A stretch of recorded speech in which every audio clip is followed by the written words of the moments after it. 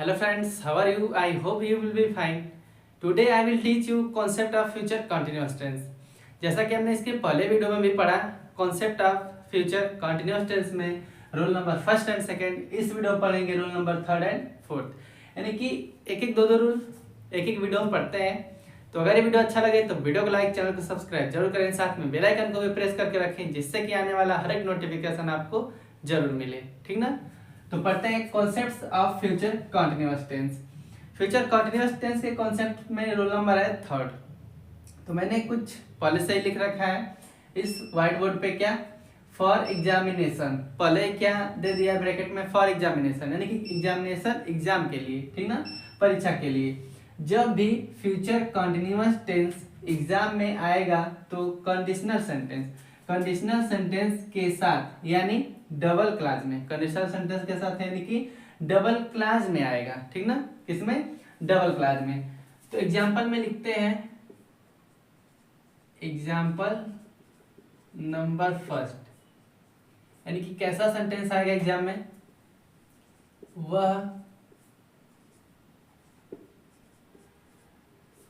वह पढ़ती रहेगी, वह पढ़ती रहेगी जब तुम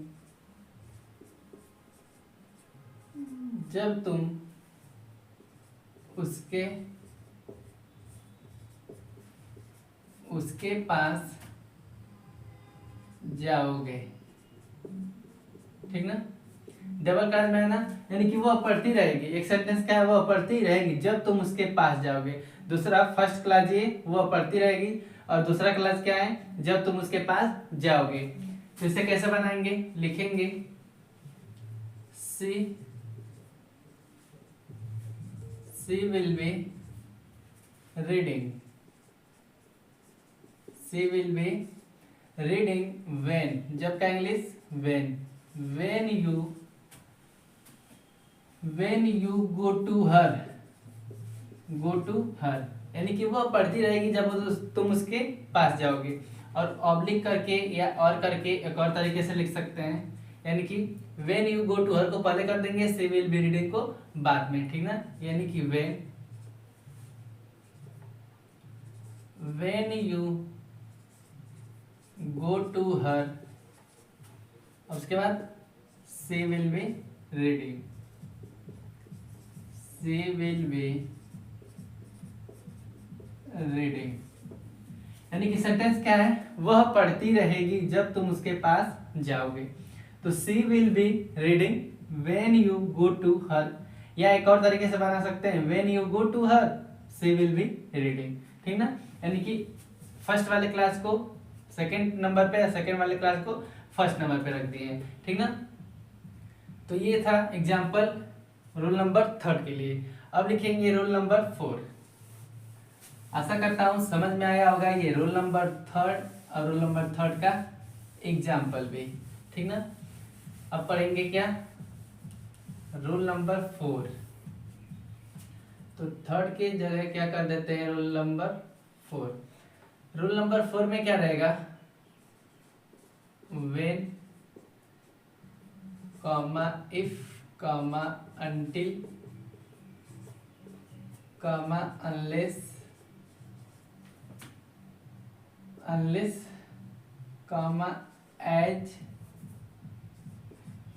सून एज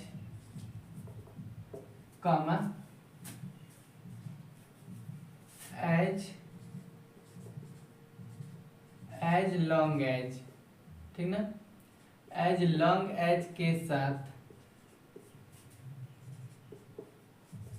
साथ विल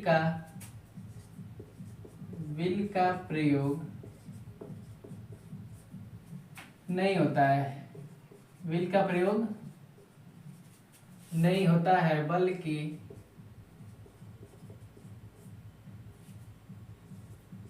इसके साथ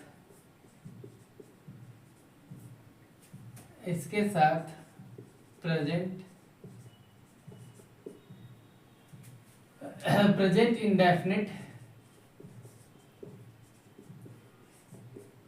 इंडेफिनिट का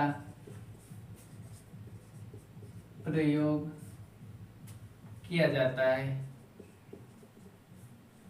किया जाता है, ठीक ना। रूल नंबर 4 में क्या है, when, if, until, unless, as soon as long as के साथ विल का प्रयोग नहीं होता है, यानी कि फ्यूचर इंडेफिनिट टेंस में नहीं बना जाता है इसका एग्जांपल, बल्कि इसके साथ प्रेजेंट इंडेफिनिट का प्रयोग किया जाता है, यानी कि प्रेजेंट इंडेफिनिट टेंस का प्रयोग होगा, ठीक ना। हिंदी वाक्य तो आएगा, लगेगा कि फ्यूचर इंडेफिनिट है, लेकिन बनेगा किसमें, प्रेजेंट इंडेफिनिट में। जैसे एग्जांपल में लिखते हैं, एग्जाम्पल नंबर फर्स्ट में आएगा, यानी कि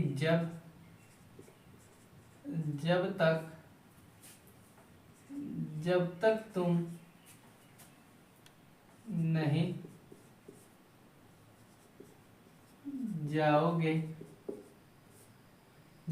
नहीं जाओगे, वह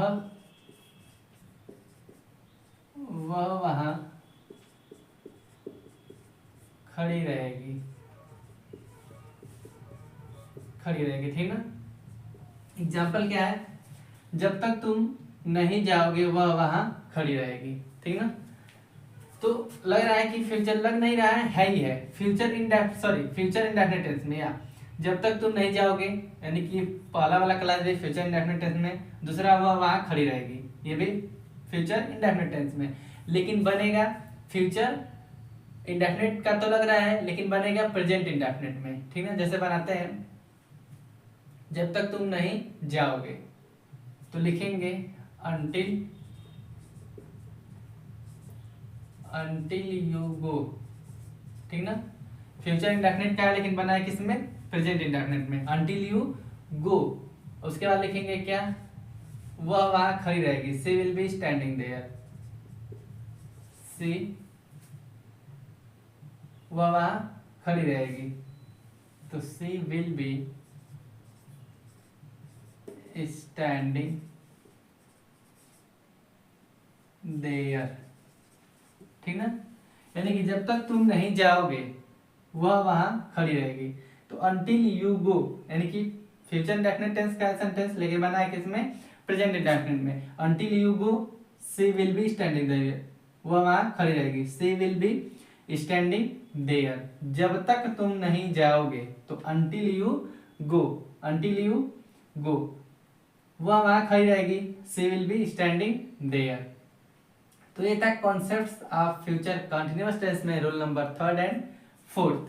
तो ये रूल नंबर 3 एंड 4 का भी एग्जांपल बहुत ही आसान था, तो आशा करता हूँ कि समझ में आया होगा ये रूल नंबर 3 एंड 4 भी, यानी कि concept of future continuous tense का रूल नंबर 3 एंड 4। तो किसे किसे पसंद आया, किसे किसे समझ में आया ये वीडियो, कमेंट में ज़रूर बताएं, कमेंट में बताना भूले नहीं। मिलेंगे नेक्स्ट वीडियो में लेके concept of future perfect tense, क्योंकि concept of future continuous tense इस वीडियो में एंड होता है, ठीक ना। तो मिलेंगे नेक्स्ट वीडियो में लेके concept of future perfect tense. तो तब तक के लिए राधे राधे।